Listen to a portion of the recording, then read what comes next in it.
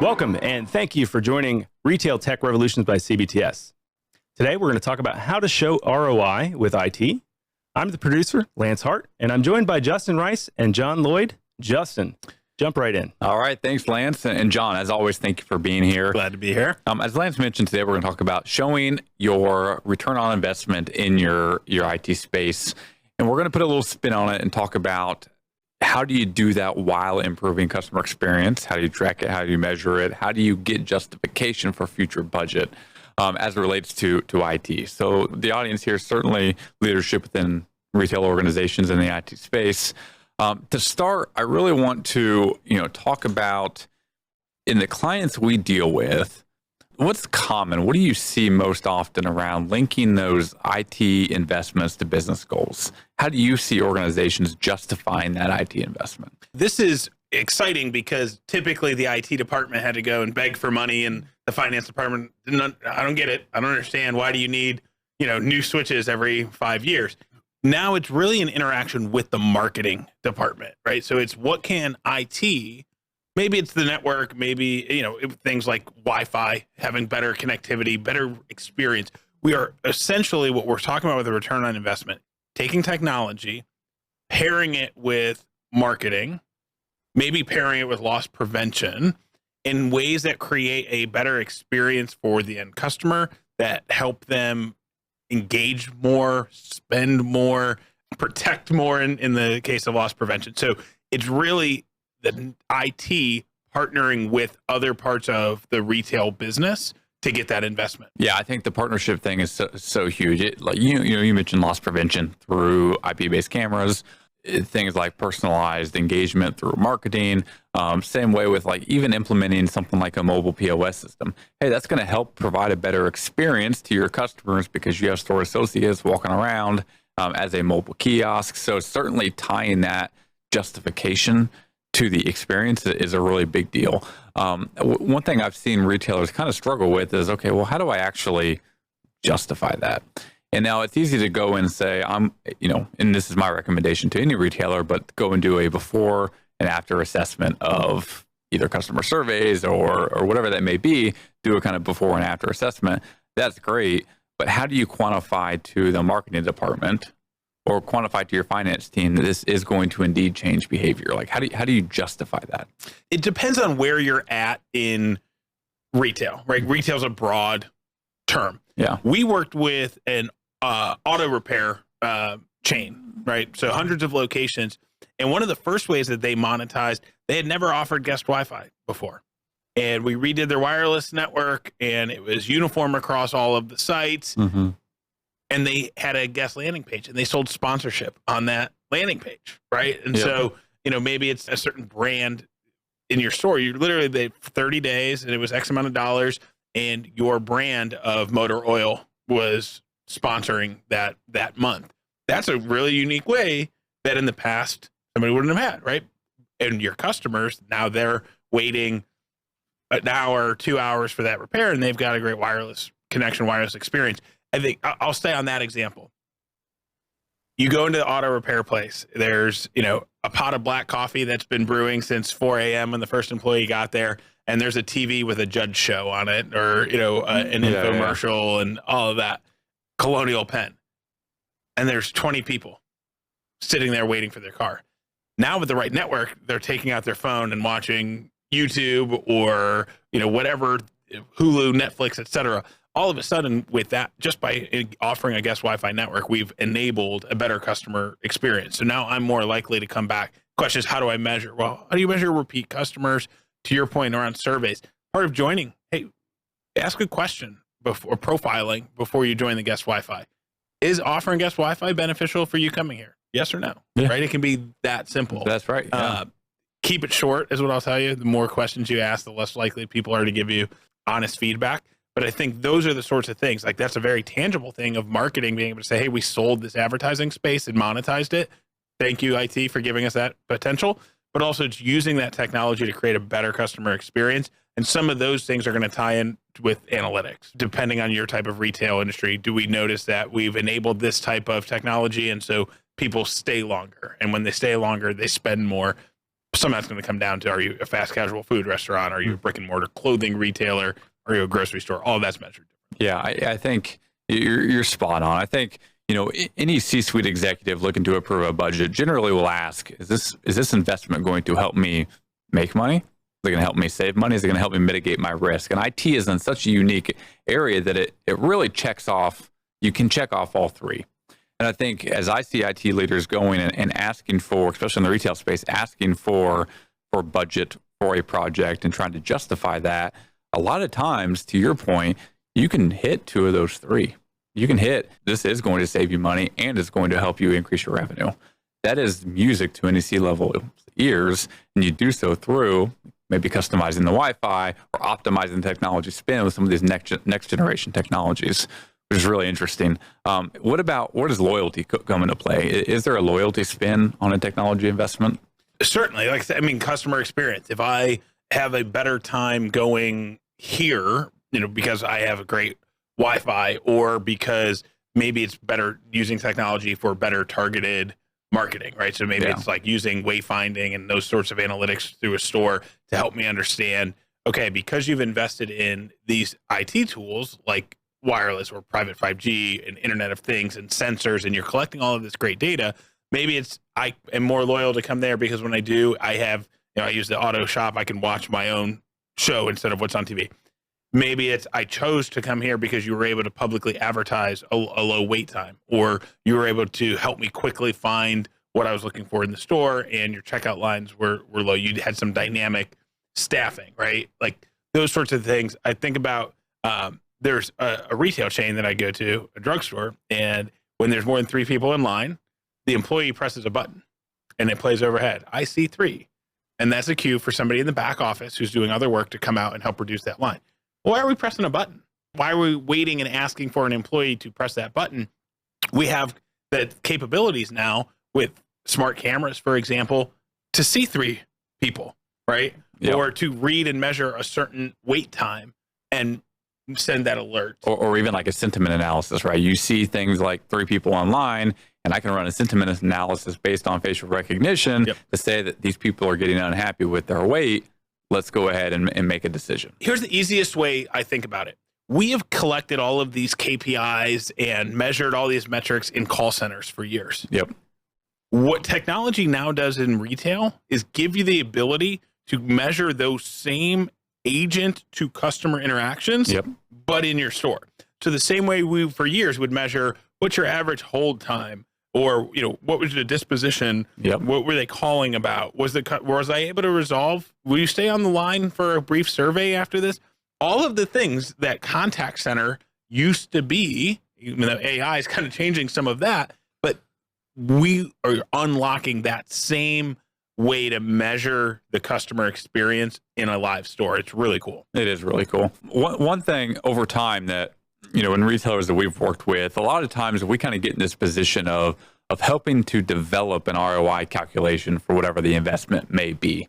When you're going to justify that this investment is going to be worth it to the business, is there an easy way to do that mathematically? Are there ROI calculators? What does that look like? So I personally am not a huge fan of ROI calculators. I can create one that, I can make the numbers say whatever. We'll keep adding made up costs and soft costs and all these things until we get to something that makes sense. What I love about retail and doing ROI calculators is labor is such an easy thing to measure, right? So we worked with a retailer and we used voice. We put in a new unified communications platform, a hosted VoIP platform for them. And what we were able to realize through this was they didn't get any phone calls after 6 o'clock. So they were open till 8. They had no phone calls after 6 o'clock. Okay, so then we started looking at why, what's going on. Then we looked at smart counters and tracking people coming in and why were they coming in. And so what they found was after 6 o'clock, like 90% of the people were only coming to pick up a car that they had dropped off, earlier in that day. It was a repair shop. And so they use a smart locker. You get a code. Once you've paid, you get a code. You can come and you put in that code and your key is sitting in the locker, right? I mean, Amazon does it for package pickup. They were able to close their store 2 hours earlier, not impact customer experience at all, but they always had 2 employees on at every shift for safety. And so now that's 2 employees, 2 hours, so 4 hours a day times 7 days, 28 hours a week times 4 weeks in a month times, at the time we did this, it was like 140 stores. So we saved them something like 1,400 hours, a month. Like it's really a big deal when you can start to measure it that way. I use that example of just trying to understand customer interaction and what a good way to quantify it differently. Yeah. Do you need to be open? Are you here? Does it make sense to understand those trends? There's other things too, is like smart technology. We work with a fast casual food place. They use smart cameras to detect a spill. So they use tagging in the camera. So they've got a dining area. They want it to be clean. They want it great for their customers. They want this great experience. Okay, or you pay somebody to just sit there and wait? Or no, what this does is it will alert via email to the store manager distribution list that they have. And so whoever's like in the office, they get alerted that now there's a spill. So rather than having somebody patrolling the dining room looking for a spill, they get alerted. So that person's doing other tasks, doing other work. Yeah, making an impact to the business in a different way. That's a great way to justify it, right? To your point, ROI calculators are so easy to manipulate. One thing that I've found with retailers is, or any business really, it's not just retail, but a lot of times IT, you kind of have to market yourself after the investment is made. Yeah. Because we made this investment, here is what I did. And you almost have to campaign against that to show the value. Hey, it was indeed worth it. And also campaign against what my future asks are going to be. Do you see the same thing? I use the labor calculator because that's something you can do ahead of time to sell it. When you talk about the coming back and justifying it after the fact, those are things like, because we put in new wireless with wayfinding and Bluetooth beaconing, we actually ran a campaign where in the grocery store, when you walk down the cookie aisle, you got pushed a Nestle coupon, and we saw when we did that, go and check your sales, Nestle sales went up by X amount of percent, right? So that the good news is retailers track ARPU, they track, ticket count.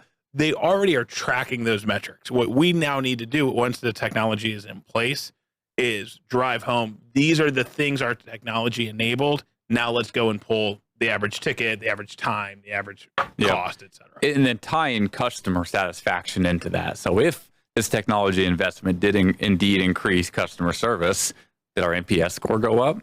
Did the customer survey results turn favorable? I think tying customer input into your own justification really solidifies your ability to get future investment. Yeah, and so you talk about net promoter score. Like, well, one, there's a cost to go and get net promoter score. And I know everyone's going to continue to do it, but my point is you use a third party, they go out and collect this data.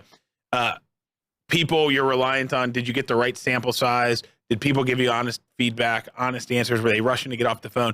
We're seeing technology literally we can read customer disposition through facial recognition. Yeah. So maybe it doesn't make sense in a giant big box store that's got thousands of people coming through every day, and a lot of things can happen there. But maybe you're a restaurant, maybe your retail is a restaurant, and you're reading people's disposition when they are leaving. Yeah. That's impactful. You actually bring up a really good point. Like a lot of times, a big complaint we see in retailers is, listen, yes, we do surveys. Most of the time, people fill out the survey because they're unhappy, not because they're happy. To your point about, okay, well, maybe you take the survey part out of this and you leverage things like facial recognition, things like AI to help you with those dispositions. You can leverage the technology investment to get a true read on the impact of your customer experience. So there's something we're working on right now, like with a restaurant chain. So like we're trying to solution this. So I'll share. It's actually really cool. We want to use that facial recognition with cameras that will literally read in real time and can alert a server. We've all been there. You're in a restaurant, you need a refill. What if the camera could go, hey, their drink is at 30% and alert the server, or they're frowning, or it's picking up certain words and start alerting the server. Wow, what a great customer experience. But then also we can start to correlate and score that, right? So what we want to do is let's score it on 5 key points of the camera grading. How quickly did the server greet the table? How long did a drink sit empty? how long was a disposition, customers, upset, right? And grade that interaction all with AI and go, wow, that interaction was a 8 out of 10. And then you can start to correlate. If you had this 8 out of 10, that customer spent X amount of dollars. Now we can start to correlate over time. Well, any interaction that's an 8 or higher, they spend more money. Yeah. Or maybe you have your best servers who are maybe it's performance of your servers and going, hey, Friday and Saturday night, we're having all of our 8s and 9s. You're getting those hours because you're delivering it. And it's a training tool. And so that's a level of data that we've never been able to do before. And we are now with AI and with smart cameras. Yeah. And as an IT leader, to me, that's all justification for the expense, right? Like that absolutely changes the experience of your paying customer. As a consumer, we talk about, we've talked about retail security in another one of these, but what's the balancing act between Big Brother versus privacy control, all these things? To me, I am absolutely willing for you to gather all that information, gather my sentiment, help make better decisions to give me that experience. I'll pay more for the product, whatever that product is, food, drinks, whatever, for that experience. And I am putting trust and faith in you that you are securing my data at the same time. Well, and as a consumer, I mean, what if through that experience, you got a recommended tip, right? Yeah. Like we talk about this all the time, this like tipping culture, the iPad culture of like, why would, this isn't a tipping sort of engagement. There wasn't a service, I just bought a good. Why am I tipping? But there's like this pressure to do so. But then on the flip side too, I always tip, 20% or more, even on bad service. I just feel bad. Well, what if there was a way that you saw as a consumer and the server, right, that got graded? And so this was the experience. We recommend a 15% tip, a 20% or 25. I think it holds your staff more accountable. And me as a consumer, I would love that experience to go, you know what? Yeah, this was a really poor experience. And it says right here, you can see it and I can see it. It's recommending 15%. IT is continuing to get closer and closer to the customer. To me, in justifying an ask for an investment, that's reason in and of itself. You're closer to the customer. It's the days of IT being separated from the customer experience aren't there anymore. No. It's together. IT used to be up down, right? Yeah. It was the network. It enabled the point of sale. Now it's, hey, we need to know that our the fry oil temperature is at the right place. Let's put an IT sensor, right? So now we've got an IoT sensor that is alerting. Now think about your insurance policies. If you're a restaurant and knowing you always have your fry oil at the correct safe temperature, or the food in the refrigerator was cracked open and the temperature started to drop and you got alerted. Oh, it was because the door was open. No, it's because we have a malfunction here. Think about inventory saved. I mean, IT is enabling the retail experience, whether that is with the employee, with the customer, or with the inventory in a way that we've never seen before. You kind of mentioned IT being closer to the customer than ever. All of the application is all right there. Yeah. That's phenomenal. We're kind of running out of time here, so I want to kind of put the ball in your court. Is there anything else as you work with IT leaders across the country? Anything else that you see IT leaders struggle with as it relates to justifying investment or showing that ROI? I think it's the horizon of when's it going to be here and how long is it going to stay. Yeah. There's a lot of stuff that people have been trying to get off the ground with, like completely employee-less stores. Okay, but how do I solve for alcohol sales? Or what happens when the credit card isn't swiping correctly and you need some level of help? I worked with a grocery chain and they you walked in and you got your own scanner and you scanned everything yourself and walked out. It didn't really take off. Yeah, right. Well, think about the investment that was made in that. So we're seeing now self-checkouts had a great run, right? And they're still very prevalent, but a lot of places are starting to pull back. People are getting frustrated with the experience and it's hurting the consumer. So I think that's one of those challenges is understanding, aside from the ROI, what is this technology going to enable me to do? Then we can worry about what that thing it does. Does it make us money, save us money, or mitigate risk? But this is the thing that will enable customers to engage with us differently or better, or us to understand this better, or us to refresh this more often. I sometimes see that as kind of a paralysis by analysis of, is this a thing for 2 years and then we got to throw it out because it's irrelevant? And so that I think is a big piece. Yeah. Like how do you budget for that? Right. If it's a big capital investment or whatever, or how do you budget for that? Yeah. Or did I just put in all new Wi-Fi access points and now Wi-Fi 6E is out and I need to go and rip those out and put this in. And it's looking at what is a longer term horizon to go to the business and go, hey, this is not just a 2-year thing or a 3-year thing. Like this is going to enable our next chapter. And that can be very challenging with the pace that technology moves at. Yeah. I've talked to a couple of different retailers who are going through the dichotomy of self-checkout, right? It's favorable to the business from a resource perspective. It also puts some of the commerce control into the hands of the consumer. I think they're feeling that, but you see things on Facebook like, hey, I'm self-checkout employee of the month, right? Like, because it's not a positive experience. And I think we're taking another look at that about how do I take the entire customer experience with an IT foundation to drive better self-checkout experience. I think it's an ecosystem that needs to be considered, not just the point of sale. In a business to business world, you're a business selling something to another business who's also a business selling their stuff to other businesses, right? And you kind of approach things with the same understanding. In business to consumer, which is really majority of retail is B2C, you don't necessarily have that same understanding. So we all, as a consumer, I want to go into a retail store and I want to have the best experience possible.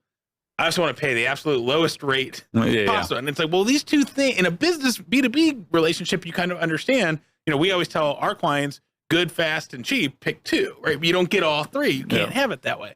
And B2C doesn't always have that same understanding. And so I think IT, specifically, whether it's IoT, automation, maybe some AI, I know that's still kind of a scary place to go, but technology can help enable that impossible dream, which is I'm the consumer, I want the best quality, the best experience, and I want it as cheap as possible.